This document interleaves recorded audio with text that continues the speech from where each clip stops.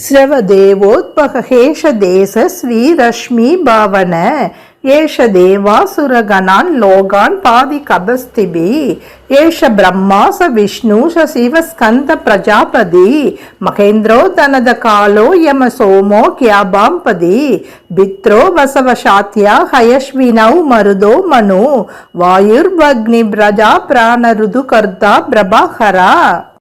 சூரிய பகவான் தனது ஒளிமிக்க கிரணங்களால் தேவர்களும் அசுரர்களும் கூட அடங்கிய எல்லா உலகங்களையும் காப்பாற்றுகிறார்.